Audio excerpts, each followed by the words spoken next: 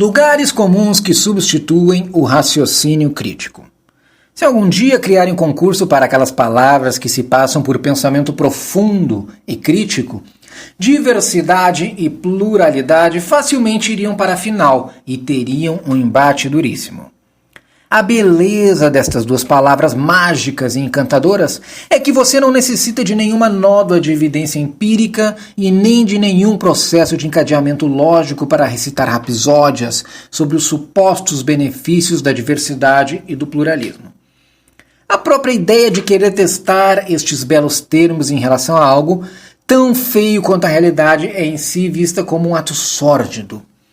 Diversidade e pluralidade são termos que, justamente por englobarem de tudo, dispensam seus promovedores de explicar especificamente o que defendem.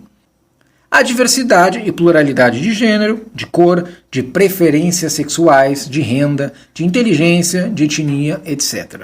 Sendo assim, perguntar se aquelas instituições que promovem a diversidade 24 horas por dia e 7 dias por semana apresentam melhores resultados do que as instituições que não dão a mínima para estes pré-requisitos, fará apenas com que você seja visto como um reacionário insensível, malicioso, racista, misógino e homofóbico. Citar evidências empíricas que mostram que aquelas localidades obcecadas com pluralidade e diversidade geram relações ruins entre as pessoas forçadas a conviver sob o mesmo ambiente é se arriscar a ser rotulado e marginalizado. O livre pensamento e a liberdade de expressão não são livres. A moda, agora, ao redor do mundo, é afirmar que os governos devem promover a diversidade e a pluralidade. O que na prática significa que alguns grupos organizados têm mais direitos que outros, o que, por sua vez, significa a abolição da ideia de igualdade perante a lei. Neste cenário, algumas perguntas se fazem necessárias.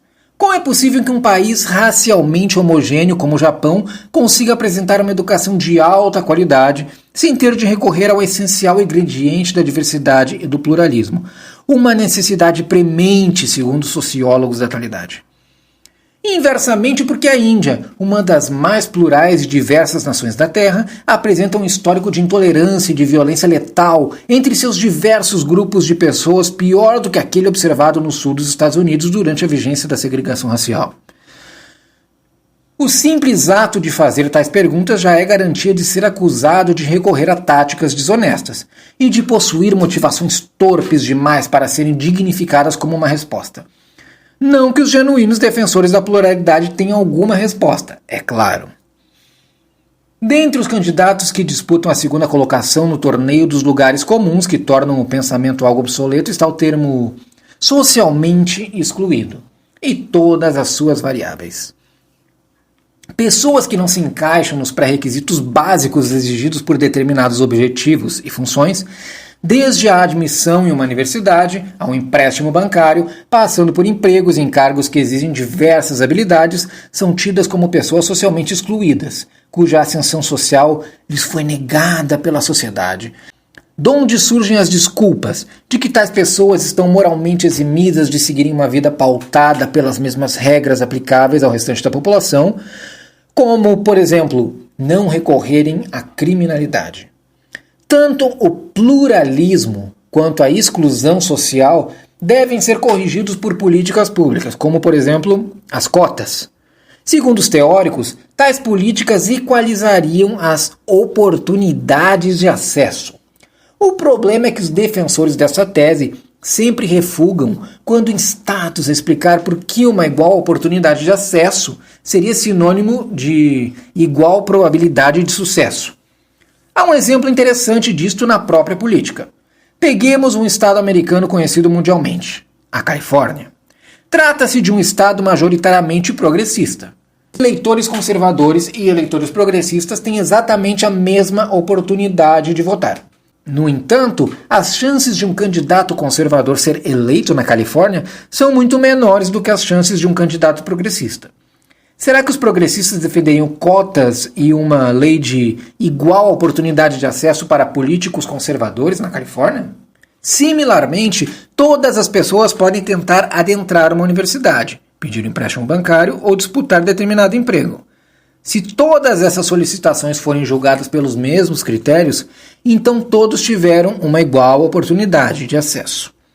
Se aquele sujeito com pouquíssimas qualificações intelectuais não conseguiu emprego na multinacional ou o ingresso em uma universidade, ou se um sujeito de histórico creditício duvidoso não conseguiu um empréstimo bancário, isso não significa que lhe foi negada a mesma oportunidade de acesso. Simplesmente nunca houve uma igual probabilidade de acesso.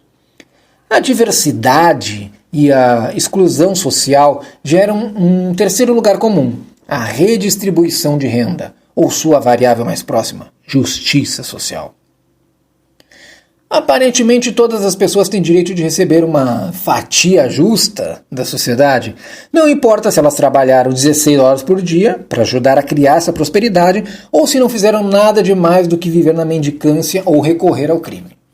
No final, tudo indica que devemos alguma coisa a estas pessoas, pelo simples fato de elas nos agraciarem com sua existência. Tudo indica que elas têm o direito de viver à custa dos pagadores de impostos, mesmo que sintamos que poderíamos viver muito bem sem elas. No outro extremo da escala de renda, os ricos supostamente devem pagar sua fatia justa em altos impostos.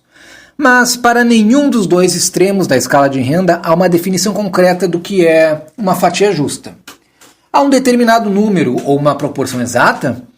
Nunca se soube. Justiça social e redistribuição de renda são apenas sinônimos políticos para mais poder arbitrário para o governo, cuidadosamente adornado por uma retórica sonoramente moralista.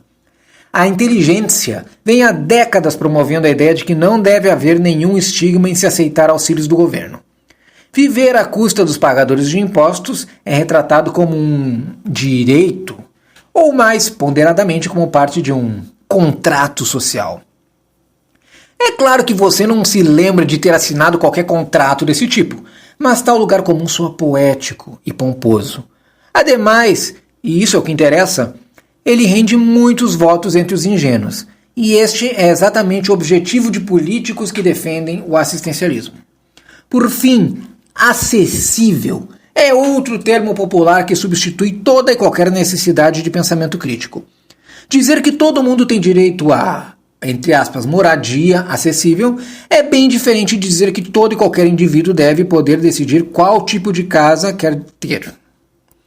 Programas governamentais que distribuem moradias a preços acessíveis nada mais são do que programas que dão a algumas pessoas o poder de não apenas decidir qual imóvel elas querem ter, como também o de obrigar outras pessoas, os pagadores de impostos, os donos de imóveis, a absorver uma fatia do custo dessa decisão, uma decisão da qual eles nunca foram convidados a participar.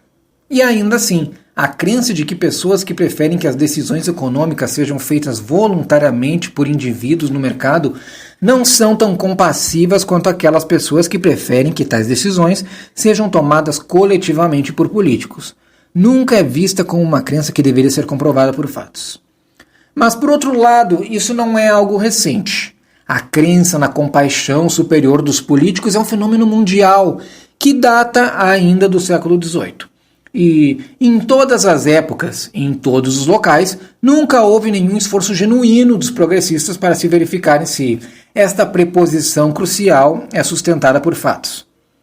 A realidade econômica, no entanto, é que o governo fazer, por meio de decretos, com que várias coisas sejam mais, entre aspas, acessíveis, de modo algum aumenta a quantidade de riqueza na sociedade. Colocar o governo para redistribuir propriedade e determinar seu, entre aspas, valor justo, não faz com que a sociedade seja mais rica do que seria caso os preços dos imóveis fossem proibitivos. Ao contrário, tais políticas, que nada mais são do que controles de preços e redistribuição de propriedade, reduzem os incentivos para se produzir. Nada do que aqui foi dito é uma ciência obscura e inacessível.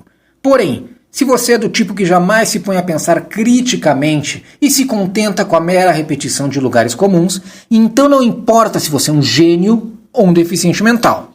Palavras fáceis que impedem as pessoas de pensar criticamente reduzem até mesmo o mais reconhecido gênio ao nível de um completo idiota.